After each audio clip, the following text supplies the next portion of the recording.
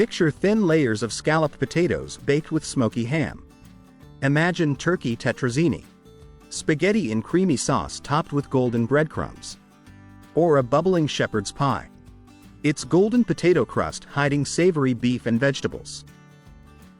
In the 1950s and 1960s, these suppers filled kitchens with warmth and tradition. Most have disappeared, but their flavors remain unforgettable. Before we get started, do us a favor and hit that like button and subscribe. It really helps the channel grow. Today we take a look at 14 forgotten Betty Crocker suppers from the 1950s and 1960s. Coming in at number 14 is coq au vin. In 1957, this French classic found its way into Betty Crocker's cookbooks, giving American families a taste of Burgundy without ever leaving home. At a time when international cuisine was just beginning to capture suburban curiosity, this dish stood out as both adventurous and comforting. The recipe called for chicken pieces marinated overnight in red Burgundy wine with herbs, then braised slowly with pearl onions, mushrooms, and carrots. As the wine reduced, it created a rich, velvety sauce that clung to every piece of tender chicken, served over buttered noodles or mashed potatoes. The dish felt as elegant as it was satisfying. In the late 1950s, a home cook could prepare coq au vin for under $8 to feed 6 people. Today, the same dish at a French bistro might cost $40 to $45 per serving.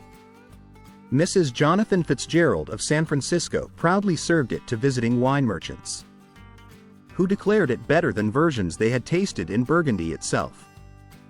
For American families, it was proof that their kitchens could rival the sophistication of Europe, one simmering pot at a time. Coming in at number 13 is duck à l'orange casserole. In 1958, Betty Crocker helped bring one of France's most elegant dishes into the reach of American home cooks. Until then, canard à l'orange was something you'd only expect to see in a fine French restaurant. But suddenly it could appear on a Sunday table in the suburbs. The dish began with domestic duck pieces slowly braised with aromatic vegetables until the meat was fall off the bone tender. The true magic was in the sauce, fresh orange juice reduced with chicken stock and just a splash of orange liqueur, creating that perfect balance of sweet and savory. Poured over the braised duck, it gave every bite a glossy, citrus-kissed richness. Many families paired it with wild rice and asparagus to make the meal feel complete. In the late 1950s, preparing this dish at home cost about $6 to feed a family of 6. Today, ordering duck à l'orange at a French bistro could easily cost $40 to $60 per plate. Mrs. Patricia Westbrook of Scarsdale proudly served it to her bridge club, declaring she never thought she could make something so restaurant perfect in her own kitchen. For many American families, it was their first taste of true continental sophistication. Coming in at number 12 is lobster Newburg Supreme. In 1956, this luxurious seafood dish symbolized the golden age of American entertaining. It was the kind of recipe a hostess would serve when she wanted to impress, bringing restaurant sophistication right into her dining room.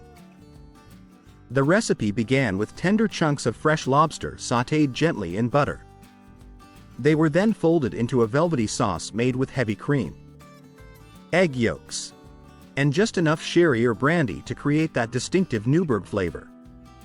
Some families served it in puff pastry shells, while others preferred it over delicate rice pilaf.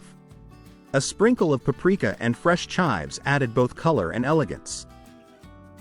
Back in the mid-1950s, a home cook could prepare this dish for under $8 total, enough to serve 6 people with flair.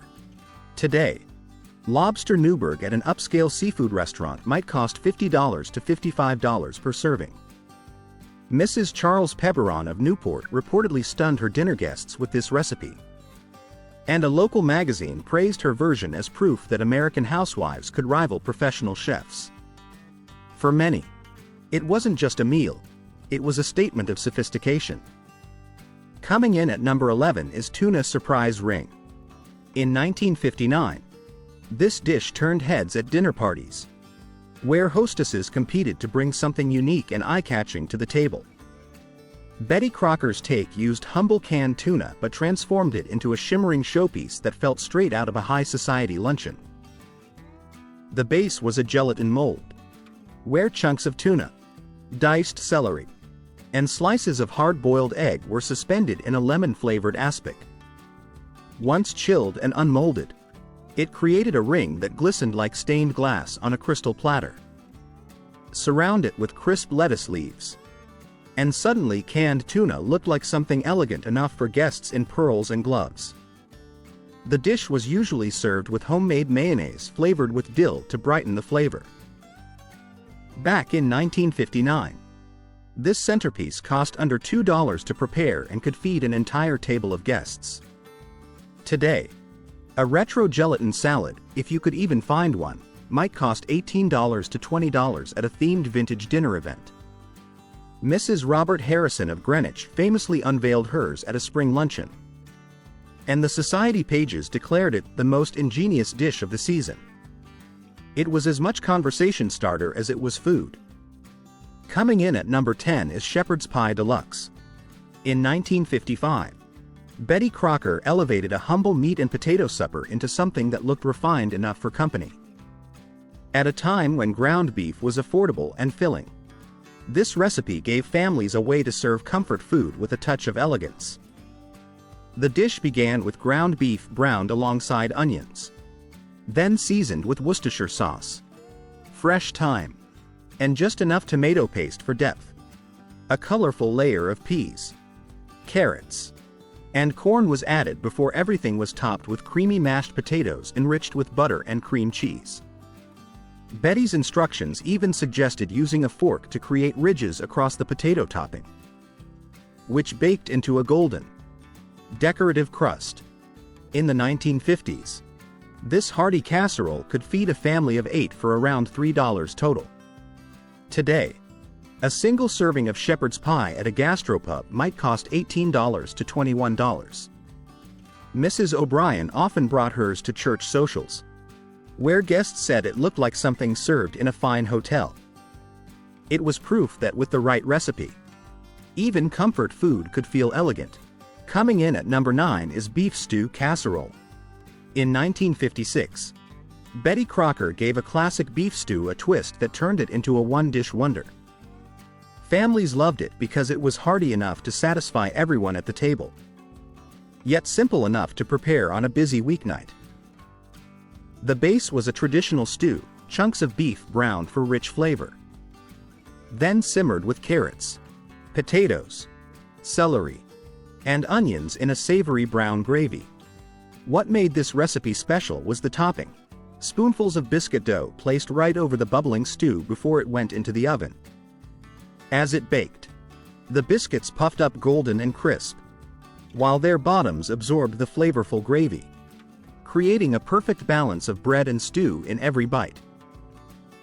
Back in the mid-1950s, this casserole cost around $1.50 to feed a family of 6. Today, a beef and biscuit bake at a farmhouse-style restaurant might cost $18 to $20 per plate. Mrs. Jenkins served hers every Wednesday at the local boarding house, and traveling salesmen would adjust their routes just to be in town for her famous stew supper. Coming in at number 8 is ham and scalloped potatoes. In 1954, this dish became the centerpiece of countless Sunday dinners, when 3 generations of a family might gather around one table. It was simple, comforting, and elegant all at once, making it one of Betty Crocker's most beloved casseroles. Thin slices of potato were layered neatly with diced ham, each row topped with a homemade cheese sauce made from butter, flour, milk, and sharp cheddar. The slow baking allowed the potatoes to become creamy and tender, while the ham infused its smoky flavor throughout the dish. The final touch was a sprinkle of paprika on top, which baked into a golden crust that looked as beautiful as it tasted. In the 1950s, this family-sized casserole could be prepared for around $2 and feed 6 to 8 people. Today, a ham and potato gratin at a comfort food restaurant might cost $16 to $18 per serving. Mrs. O'Sullivan proudly served hers to her large Irish-American family, saying it turned any ordinary Sunday into a celebration. For many, this dish wasn't just supper, it was tradition. Coming in at number 7 is pork and bean casserole. In 1956, this dish was the pride of countless Sunday suppers, when humble canned beans were transformed into something hearty enough to impress even the preacher. At a time when budgets were tight, Betty Crocker's recipe showed families how to turn pantry staples into a dish that tasted like it had simmered all day. The base was baked beans straight from the can. But the magic happened in the layering. Strips of bacon, diced onions, and slices of salt pork were tucked between the beans. Then everything was topped with a glaze of brown sugar, mustard, and tomato sauce. As it baked slowly in the oven, the flavors mingled into a sweet and savory masterpiece, with the bacon crisping just enough to perfume the entire kitchen. Back in the mid-1950s, this casserole cost under $1 to prepare for a family. Today, a similar baked bean and pork dish at a barbecue restaurant could cost $12 to $15 per plate. Mrs. Williams at First Baptist Church swore her version could make even the most refined lady lick her spoon clean at the annual church social. Coming in at number 6 is beef and macaroni bake. In 1955, Betty Crocker's test kitchen in Minneapolis perfected this recipe that became a church potluck favorite across the country. It was a dish designed to stretch simple ingredients into something hearty enough for an entire community gathering. The casserole began with ground beef browned alongside onions and seasoned with just salt, pepper, and a pinch of oregano. Cooked elbow macaroni was layered with the beef mixture and a rich tomato sauce made from scratch, then topped with sharp cheddar cheese. As it baked, the cheese melted into a golden crust that tied everything together. Each serving delivered comfort, warmth, and just the right balance of pasta and beef. In the mid-1950s, this dish could feed a hungry family for around $1.25. Today, a beef and pasta bake at a casual diner or restaurant might run $14 to $16 per plate. Mrs. Patterson at the church hall said it was always the first casserole to disappear at Sunday socials, proving that Betty's recipe wasn't just filling, it was unforgettable. Coming in at number 5 is chicken and dumpling casserole. In 1956, Betty Crocker introduced a recipe that quickly became the definition of comfort food for countless American families. When sickness or hard times came, this was the dish mothers turned to. It was hearty, healing, and filled with love. The recipe called for tender chicken pieces baked in a rich, creamy sauce with carrots, celery, and peas. What made it magical were the dumplings, a simple batter of flour, baking powder, milk, and egg dropped by spoonfuls on top of the hot casserole. As it baked, the dumplings steamed into soft, pillowy clouds that practically melted in your mouth, soaking up the creamy chicken filling below. In the mid-1950s, this meal could feed a family of 6 to 8 for under $2. Today, a similar chicken and dumpling bake at a Southern-style restaurant could cost $20 to $22 per serving. Dr. Peterson even claimed the dish had healing powers when his wife made it during his bout with pneumonia. For many, it wasn't just supper, it was medicine for both body and soul. Coming in at number 4 is ham and sweet potato bake. In 1957, this dish was a Sunday dinner staple that filled homes with an aroma both sweet and savory. Families often made it after the holidays, when leftover ham needed a creative twist, and Betty Crocker's recipe turned it into something truly memorable. Thick slices of ham were layered with rounds of sweet potatoes, then baked in a glaze of brown sugar, butter, and just a touch of orange juice. The magic happened in the slow baking. The ham juices mingled with the sugars from the sweet potatoes to create a caramelized glaze that was both rich and comforting. The colors alone, golden potatoes against rosy ham, made the dish look elegant enough for company. Back then, this meal could feed a whole family for under $2.50. Today, a glazed ham and sweet potato entree at a casual restaurant might cost $18 to $20 per serving. Reverend Williams even joked that the dish was heaven sent, while church potlucks always saw empty plates when Mrs. Davis brought hers. It was more than food, it was a celebration of family and fellowship. Coming in at number 3 is beef and biscuit casserole. In 1955, Betty Crocker's test kitchen discovered a clever way to turn day-old roast beef into the highlight of a family supper. At a time when wasting food was unthinkable, this casserole gave leftovers a second life and tasted even better than the original roast. The dish began with chunks of tender beef, carrots, celery, and onions simmered in a rich brown gravy. What set it apart was the topping. Spoonfuls of biscuit dough dropped right over the hot mixture. As it baked, the biscuits puffed up golden, their bottoms soaking in the savory gravy while the tops stayed fluffy and light. Each bite was the perfect balance of hearty stew and warm bread. Back in the 1950s, this dish fed a hungry family for less than $1. Today, comfort food restaurants charge $16 to $18 for a beef and biscuit bake that tries to recapture the same magic.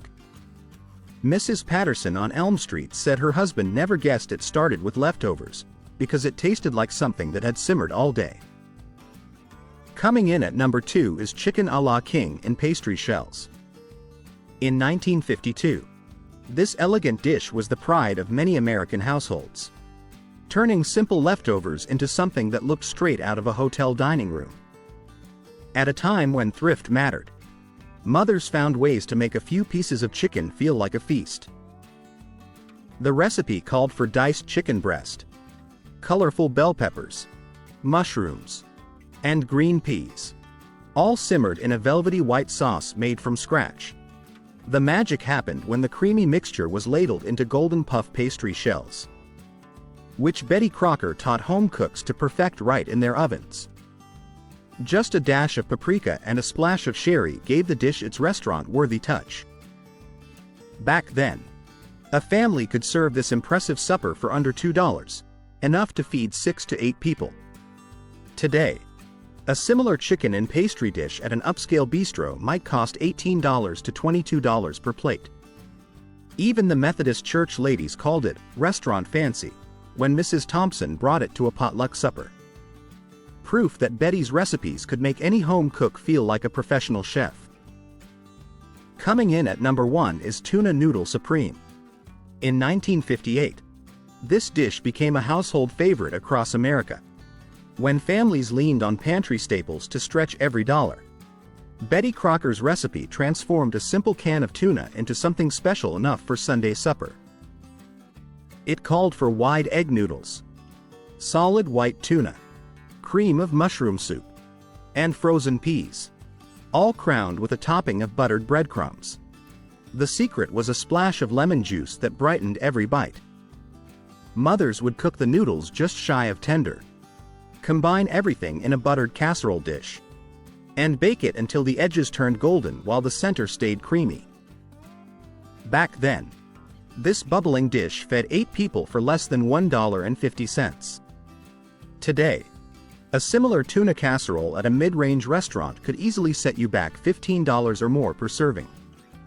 For families in the 50s, it wasn't just affordable, it was comforting, practical, and something everyone could gather around the table to enjoy.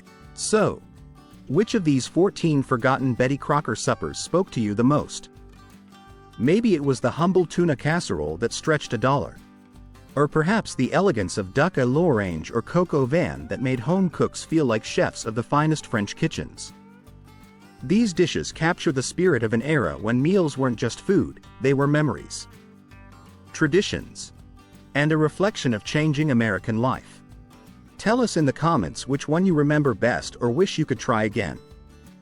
And if this trip through vintage America stirred your nostalgia, don't forget to like this video, subscribe, And join us for more journeys into the flavors of the past.